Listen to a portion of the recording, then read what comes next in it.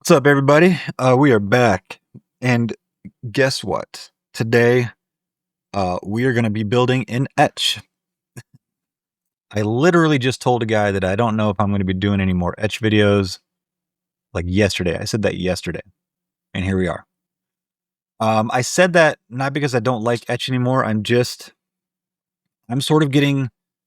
I'm not as excited about it as I was. Of course, I've been using it for like a year, but also I've noticed that y'all don't seem to be as interested in it anymore either. Like the views and the comments on the videos. The Etch videos used to be pretty popular, and now they're just not, they're just not as popular anymore. And I think there's only so many times you can watch a guy build a website in Etch before you're just like, all right, I've seen this already. But today we're going to be doing something it's a little different. We're going to build a form, and then I'm going to be using a plugin that I made, which is such an unnecessary plugin, probably. Honestly, it has such a specific use that probably nobody else will ever use it. I'll probably be the only one because there's already solutions for it. But basically, what this plugin will allow me to do is to build a form like properly, just actually build a form in Etch with HTML, and it still works. I don't need to use a form plugin and build a form with a form builder and spend all the time doing that, and then grab a shortcode and drop it into Etch, and then it doesn't look great in the builder because it's just a pass-through shortcode block or whatever. I'm actually going to be able to just build the form in Etch like I build everything else in Etch, just HTML, and then that form will still work. It'll go out. It'll use my Brevo SMTP service. So yeah, again, super specific use case. Everybody who watches this video will probably think I'm an idiot for wasting, an hour or whatever it took me to make it. So, but whatever, I don't care. Doing it for the content, baby. Let's go. Let's click this button. And so here's a website I'm building for my friend.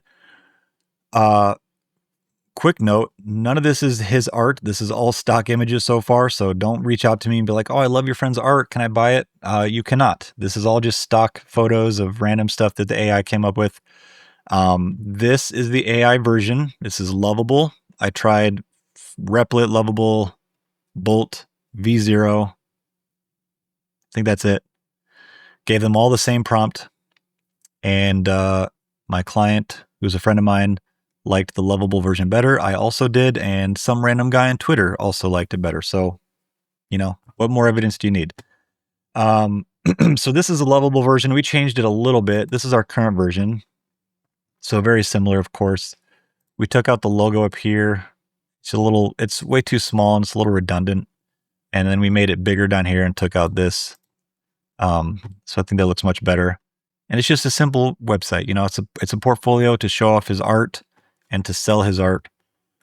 And there's a contact form. We don't have one yet on the WordPress site. This is being built with Etch, of course. What else would I use? So we're going to do that. And the way that I've built this site so far is just copying the code from the AI front end. And then I have my AI convert the tailwind into, normal human CSS. And then I just put that in Etch. It's a pretty simple workflow. I've done it before many times.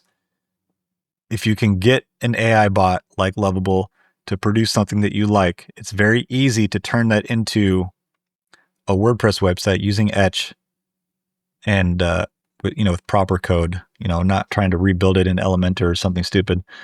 So I'm going to show you that process, and then I'm going to show you the plugin, and we're going to make this form actually work and send emails. Let's get to it. So step number one is we go to the Lovable version. We look at the code and we just grab the section because Lovable builds everything in sections. It's very nice. We'll grab the section and I'm just going to click copy element. And then I'm going to go to my AI bot and just say, convert this tailwind to regular CSS using BEM, just like you've done for other sections in this website.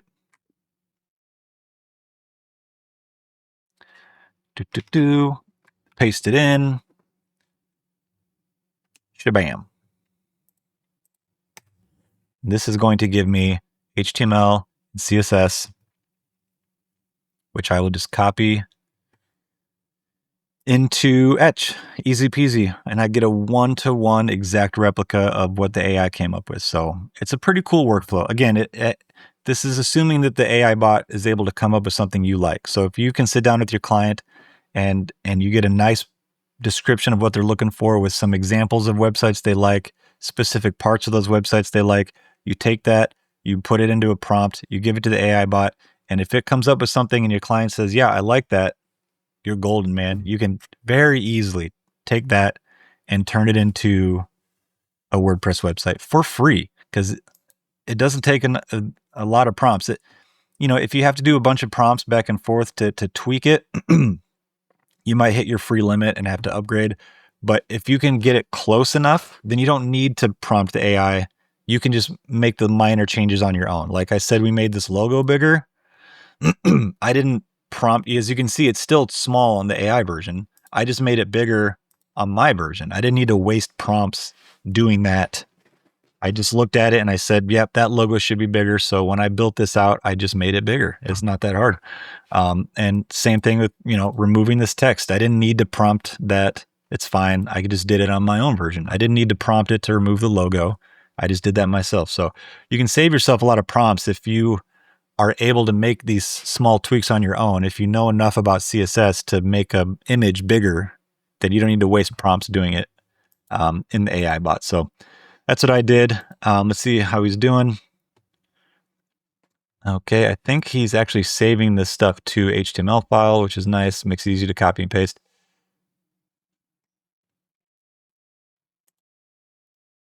Okay, this is not the right file. Well, let's find the right file. Where did he put it? What am I even doing right now? Da, da, da, da, da. I think he put it in here somewhere.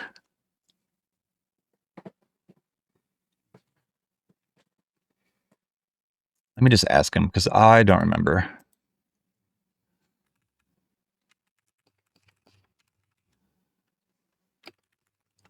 Did he tell me already in here? Aha, he did. He did, I think. Workspace.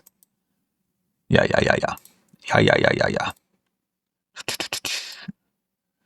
Let's go back to here. And it's in here. There we go. We want this one. And we want this one, I believe. Let's see. Context section. Yeah. All right.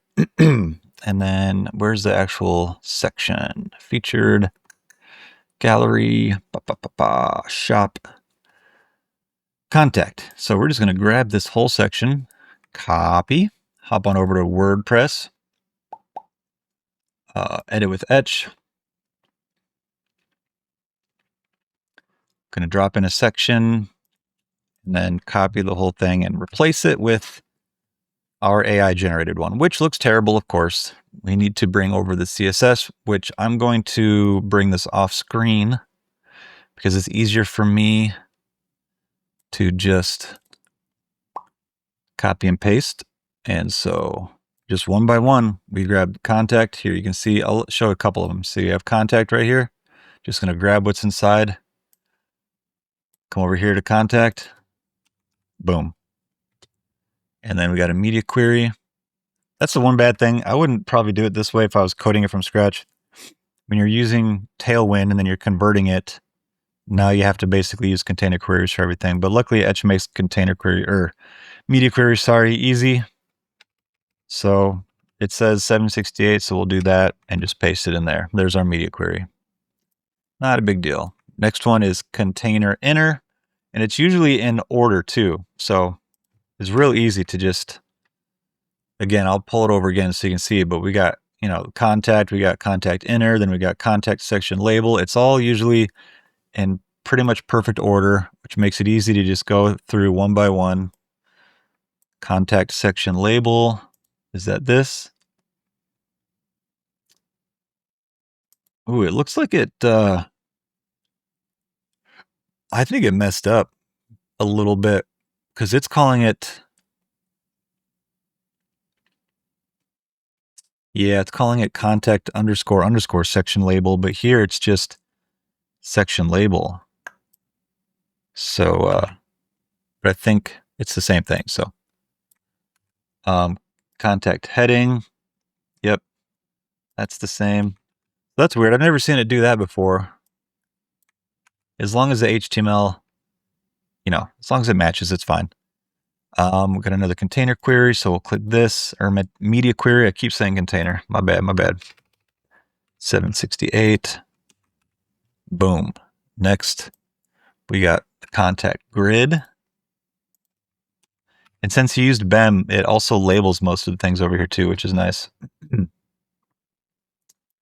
Another media query.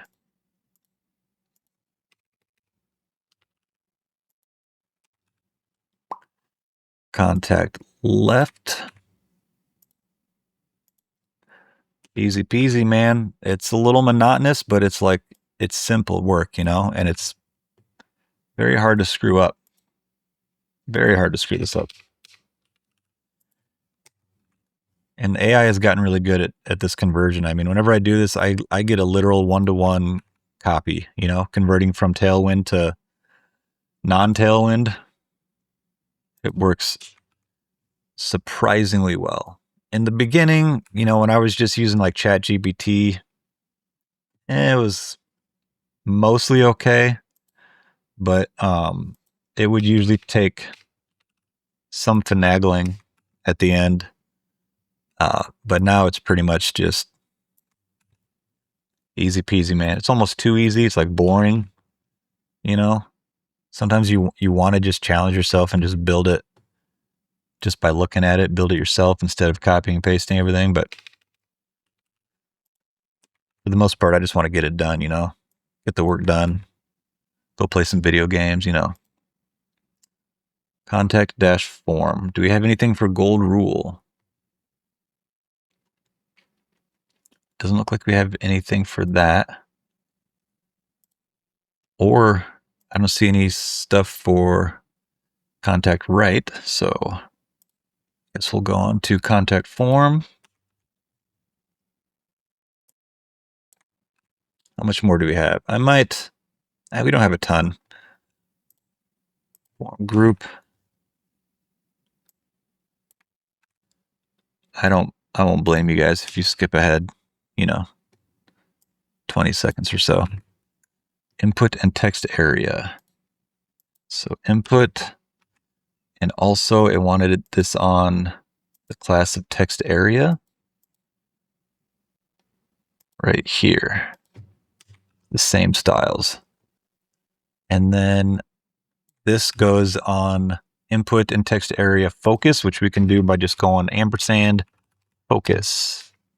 Paste that in there. And then go back up here to input and do the same thing. Focus. And then once again, we have for the placeholder, which let's do placeholder.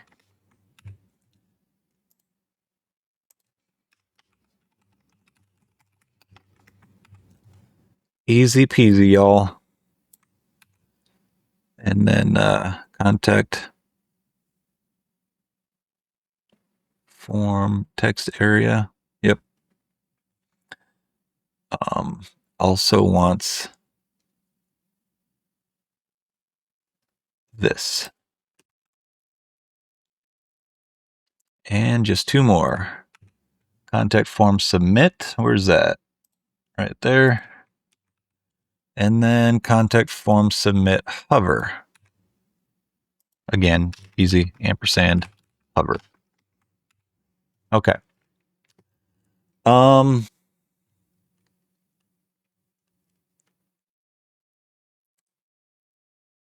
It's trying to use a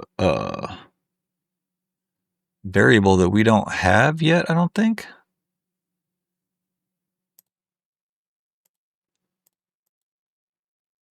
We should. Background alt 2. Oh, Okay. It forgot how we're doing the variables, so let me just remind it.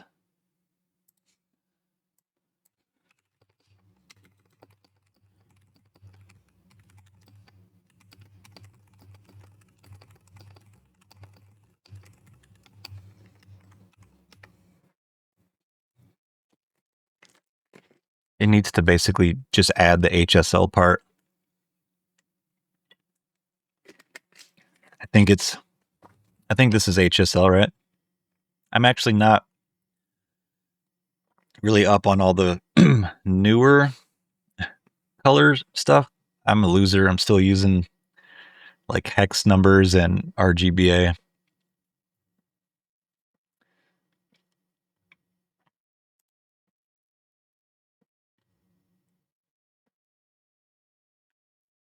Da, da, da, da, da, da. Yep.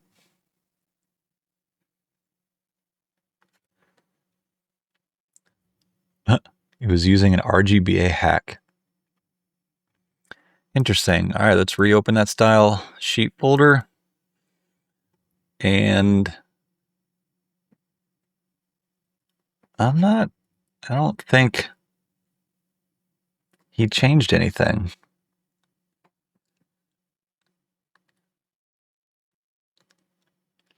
Yeah, background. It needs to add this stuff, and it's not doing it.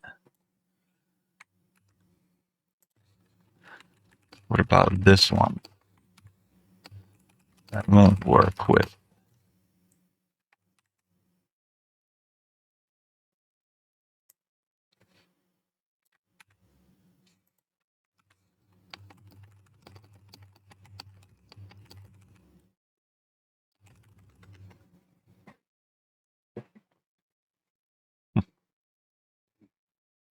Sometimes it's like, I know I could just go in and do it, but I also kind of want to shame the robot a little bit. Be like, bro.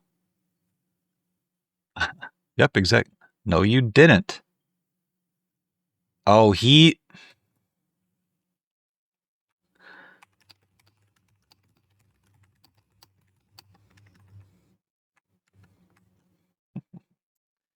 Carl, you son of a gun.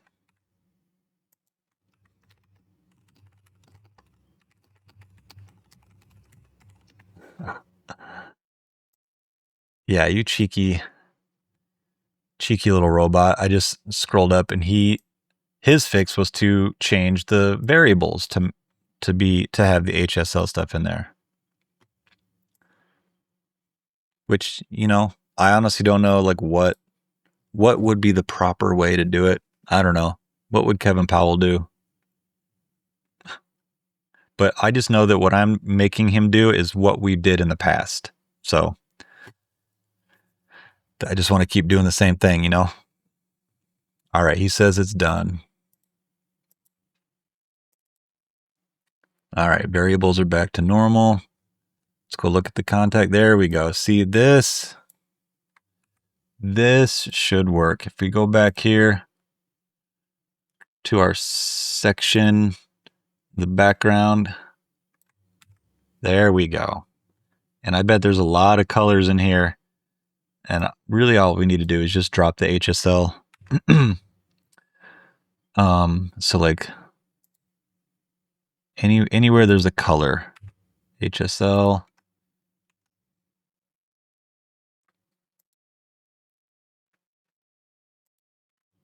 I imagine this should.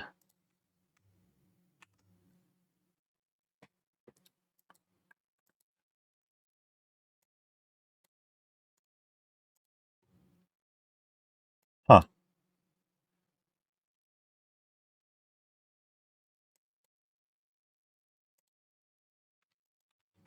Color is var primary. What are we doing here? Okay.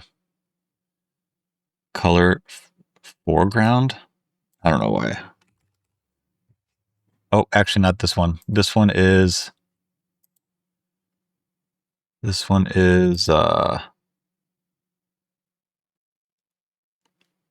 who knows? Font light. Where's that? Where's that color? Bro. No, it's not that. Is it that? Is it foreground?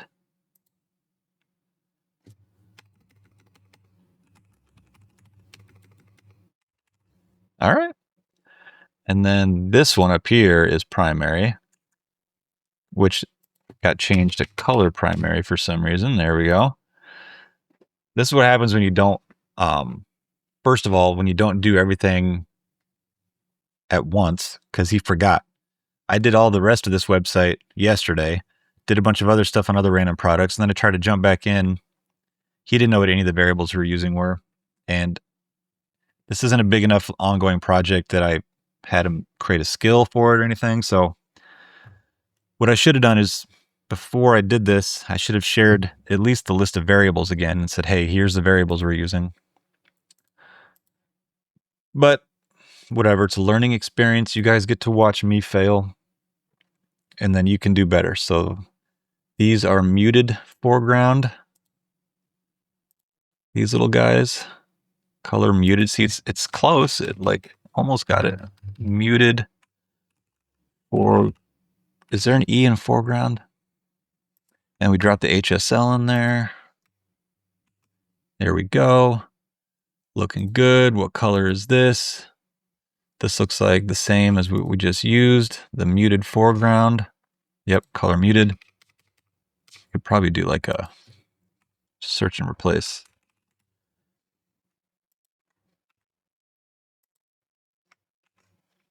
There we go. And then our button, I'm going to have to say he kind of failed on the button. The button does not, I mean, colors aside, the button does not look like this. And the form also does not look like this.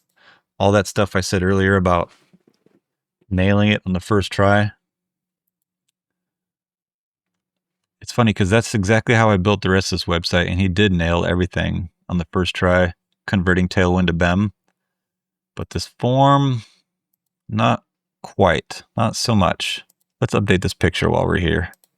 It's just this same signature that we used elsewhere. I don't know why. Uh-oh. Do I need to, am I about to be really angry? Am I about to be really angry because I'm going to try to save and it's not going to save? Oh, you guys, I'm about to be really angry because I have to refresh this. I have to refresh this.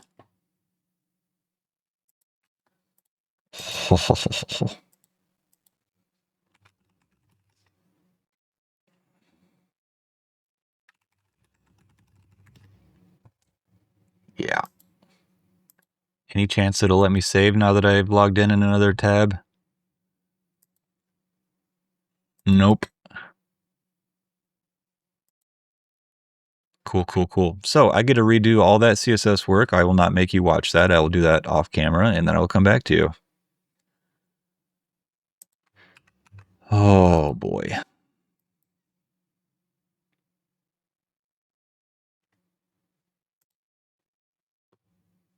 Maybe I got lucky. Okay. It looks like I got somewhat lucky.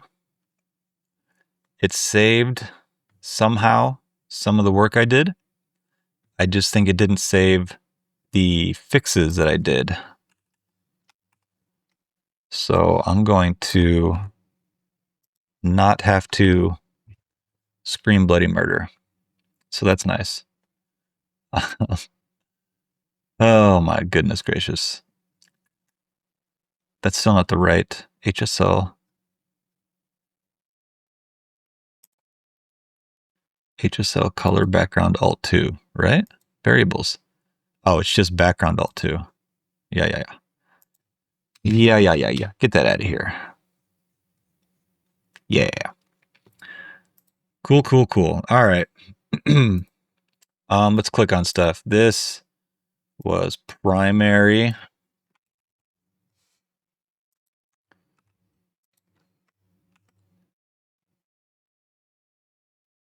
Oh, that's font family, not color, dummy.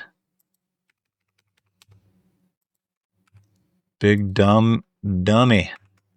There we go. This was just foreground. Basically, just added the word color to like all the variables. Muted is actually supposed to be muted foreground. Nope. I clicked on the wrong. Wait.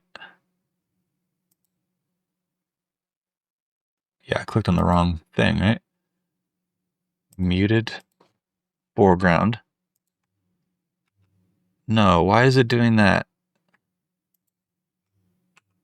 Oh, there we go. Okay. And then this one also muted foreground.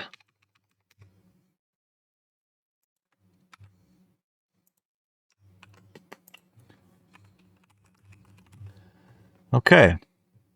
And then this, first of all, let's fix that and make it primary instead of color primary, which didn't do much. Border is also primary. I'm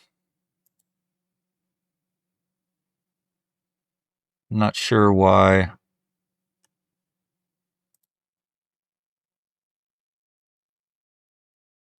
Wait a minute. Wait a minute.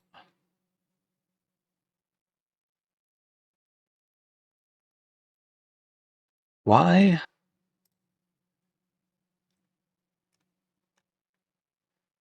Why? Okay.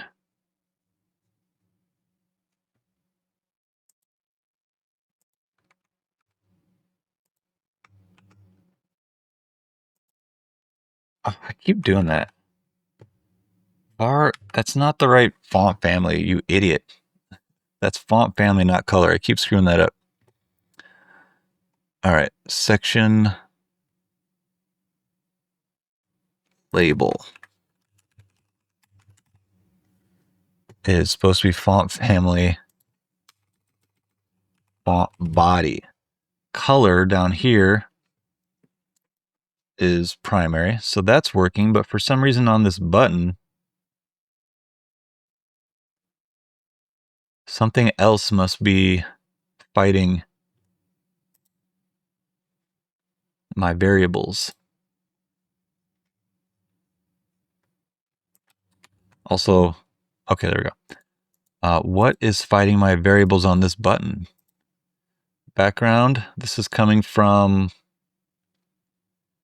the index button type submit. Where would that be coming from? Let's go look at our style sheets. Oh, this is from something but from before. Yeah. That was just a test I was doing earlier. Okay. Look at that. And now suddenly our form actually looks like it's supposed to. It wasn't the AI's fault, it was my fault. Okay. Now there are supposed to be some little underlines here. Is that just a simple like bottom border on the input? Border color, border bottom width. Okay. That color is not, oh, it is being used. Okay. So yeah, it's just a border bottom. I wonder if he forgot to include that or if border bottom. Okay, it is in there. I must have just screwed up the variable. Border. It's on the, should be on input and text area. So yeah, input, border bottom. Yeah, color border. That's not one of our variables. What are our variables? I think it's probably just border because it was adding color to everything.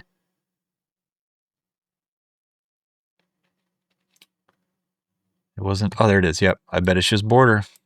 Let's do it.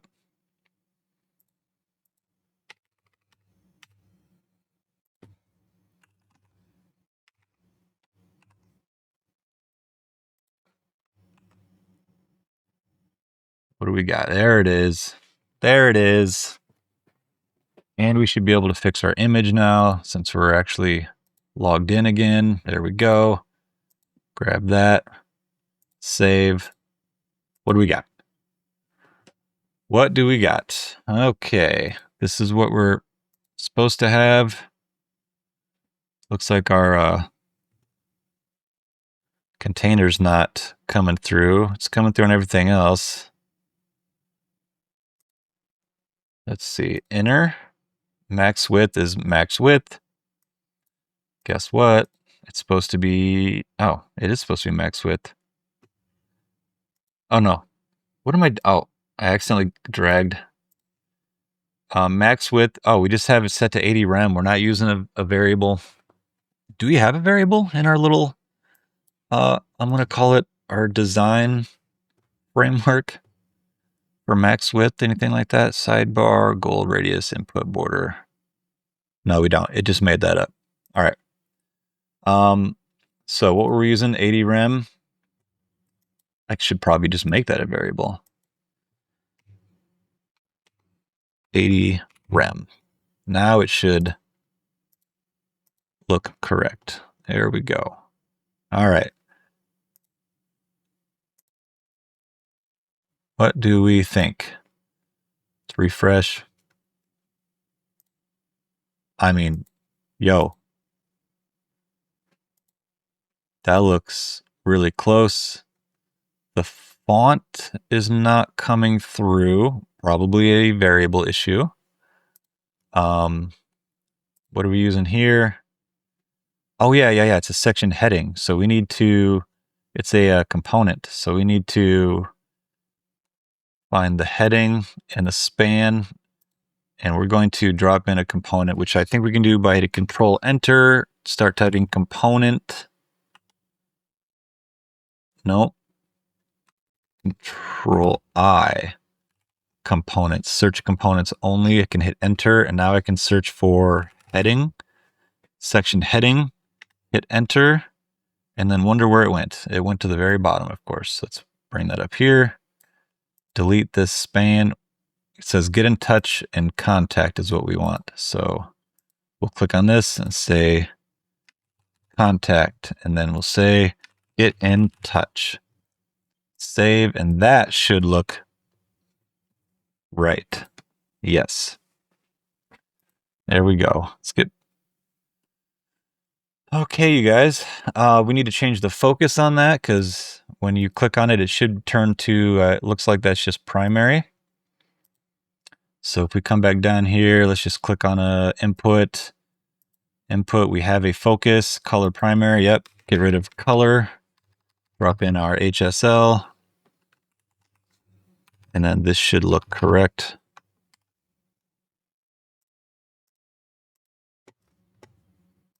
Yeah, that's better. How do we make the cursor? What makes the cursor?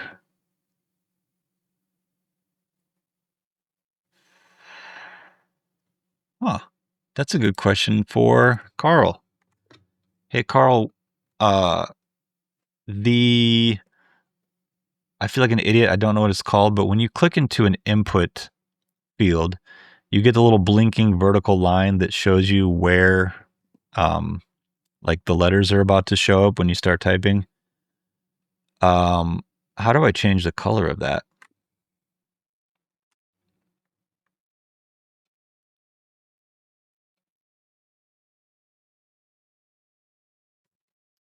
Because ours is black and that doesn't look very good. And in the AI's version, it's white. I think that looks a lot better. That's the caret. Is it? Is it though? We'll see. Can I just put it in the form?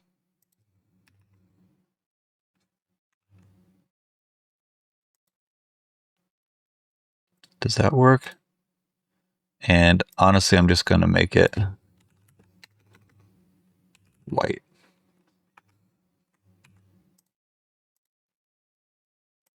Yeah, look at that. Okay. Cool, cool, cool. Cool, cool, cool. Ugh, I had a feeling. I was going to hover over that button and it wasn't going to be right. Hover. Primary.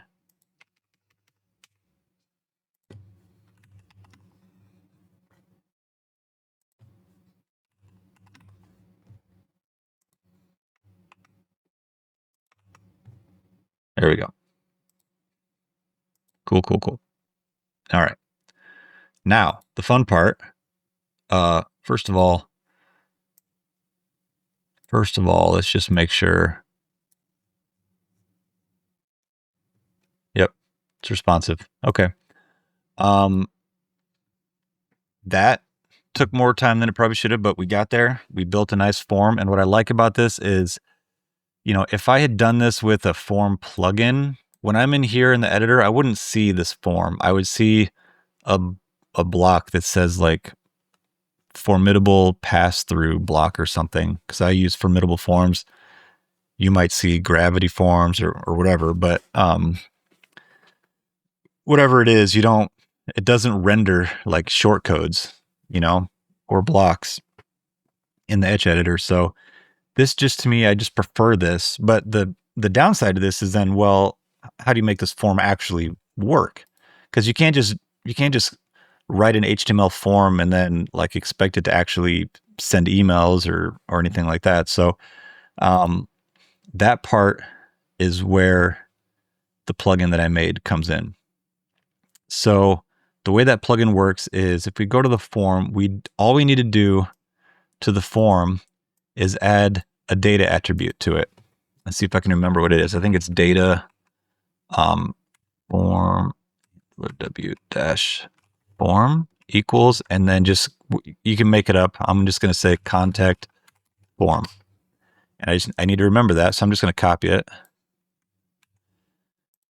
and I'll save and I'll go back.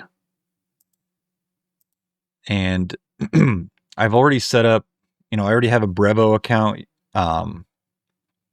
So I put in my Brevo API key. This is the email I want the email to come from. It won't be this when I actually make the site go live. It'll be, you know, my client's email address, but this is just my test email address that I use.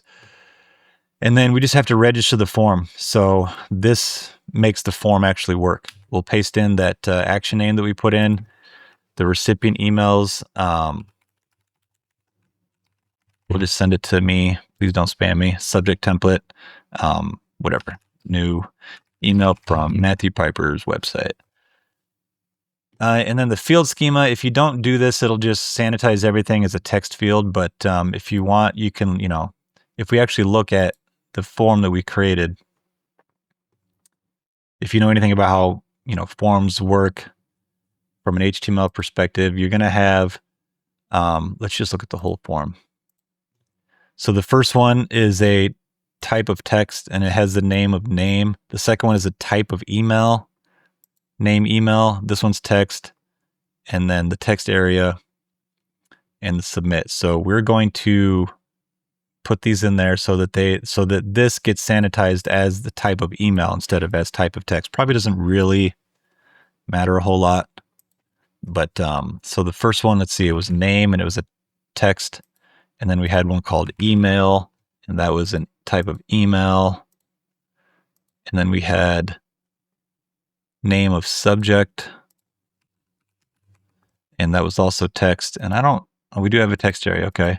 And the text area had a name of message. And it was a text area. So this just helps it properly sanitize your fields for you. And success message, we'll just say success, whatever. HTML, don't want to do that. We're going to send a confirmation to the person who filled out the form. And the field where they put their email address is called email. So that's what we'll type there. Click. Thanks for reaching out. We'll be in touch soon. And if you want to add a honeypot field, which I didn't, but you can do that. And I'm going to add the ability to add like CAPTCHA to this probably later today. And we'll click add form handler. So this adds some necessary PHP and some necessary JavaScript. This hijacks, you know, the WP mail function and makes sure that emails going out from this website go through my Brevo account. And then this makes sure that it actually works. And if I created another form, I'd give it a different data attribute and I'd come back here and register that form the same way I just did. So that should be it. So if we go to the front end here, make sure we saved that data. Hopefully, also, I hope that's the right, I think that's correct. We're about to find out if I remembered that correctly. Let's fill it out and see what happens. Oh, need to fix that. Look at that. James Welbus. James at apexbranding.design. Subject, yo. Message, yo. Send message. Sending success. So that's the success message we added in there. So this should do two things. It should send an email with this information to, where's it going to send it to? Whatever I put in settings, it'll go to me. So let's go check that inbox and see if it's in there. Hey, look at this. There's the email, the name I put in, the email, yo. So that worked. And then it should also have sent a thanks for reaching out email to the email that I put in the field, which was the Apex branding design. So let's go see if that came through. And look at this. Thanks for reaching out. We'll be in touch soon. Apparently I don't know how to type. Unless that's, ooh, is that an issue with my sanitization in the plugin? Did I just find my first bug, you guys?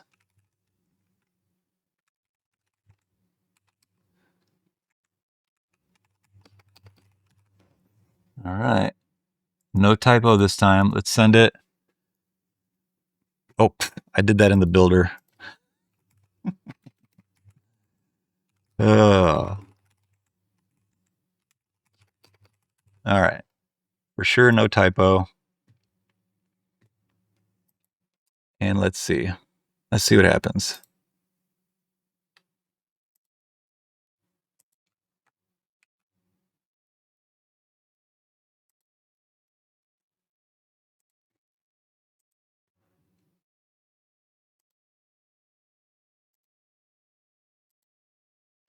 Is it not going to send? Because I was already on that page. Do I need to refresh?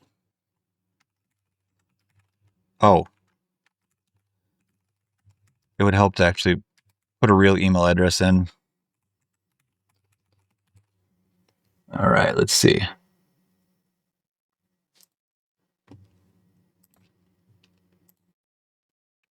Okay. Yeah, it is a bug. It is not properly escaping that field. So I got to fix that little bug. And while we're here, let's make that text white. Is it just another messed up variable? Color. Yep. Color foreground is not a thing. HSL. There we go. And we'll do the same thing for the text area.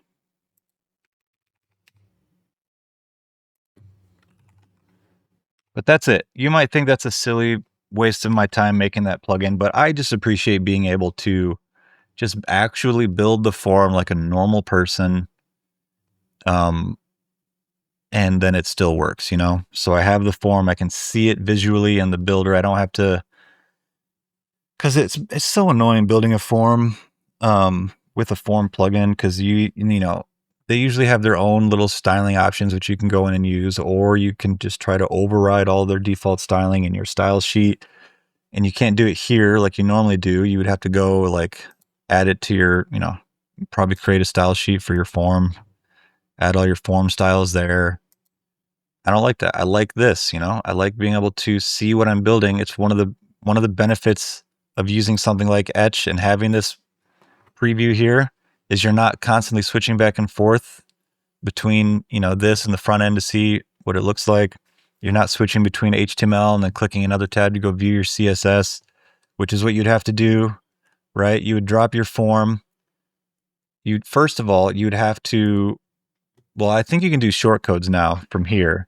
It doesn't render it, but you can literally just like add a text field and just type, formidable form, I don't know, equals 1. I don't remember how it works, but I think you can do this and it'll work. It won't render it in the builder still, but it'll work on the front end. But you do that, and then you have to go to the front end and see how the form looks, and then come back here, go to your style manager, style sheet, mess with your CSS, go back, refresh. Does that look good? Okay, almost there. Do a little bit more. I just like being able to work in the builder and just seeing what I'm doing. Like you just saw me fix all these little things because the variables were wrong, and I was able to do that and see that I fixed it right away. This changed to the right color, this changed to the right color, these changed to the right color. I saw it all right here in the builder preview while I was working. So I don't know. I'm fully aware that you guys are all going to make fun of me and tell me this is a stupid plugin and that I wasted my time and I should just use a form plugin like a regular person, but I don't want to. Okay. I like this. So yeah, I mean, if you're interested in this plugin, let me know. It's very specific. You have to be using Brevo, first of all. If you're using a different SMTP service, this won't work. And I still have to add CAPTCHA. And if you're trying to sign people up to a MailChimp list, that's not in this plugin yet. So, again, no one's probably going to use this but me, but that's okay. I'm okay with that. It only took me like an hour to build, so it's fine. What else am I supposed to do with my time? All right, that's it. That is, we got some real work done. This is gonna be a real website. Like I said, this isn't his art. So once he starts sending me some actual pictures of his actual artwork, then we can get rid of some of this stuff. I got to set up the e-commerce so people can purchase it, and then we go live, man. So I was wondering if I was ever going to get another WordPress project. I was just starting to feel like I might be done. Like no one's ever going to ask me to build a website again, and I was getting sad. And then my friend needed a website, so here we are. Also, I got another website project that I'm hoping I'm going to be reached out to sometime this week about it. I was told over the weekend that someone would be reaching out to me, so I will ask them if they're okay with me recording any of that, because it is an Etch project. And if they're okay with it, I might get a couple videos out of that project. So stay tuned. I might be wrong when I said that I might not do any more Etch videos. I might have been wrong. I mean, obviously I'm wrong because I did this one, but there might even be more coming. So we'll see. Stay tuned. Please subscribe. This is a new channel. If you got here, remember this is a new channel. So please subscribe to this channel. The other channel, feel free to unsubscribe if you want, because I will be abandoning. I'll probably still post a few like shorts to that channel, just trying to drive people to this channel. Otherwise, that channel's done. So, all right, guys, thanks for checking out this video. I hope you enjoyed it. I hope you learned something, and I look forward to seeing you guys in the next one.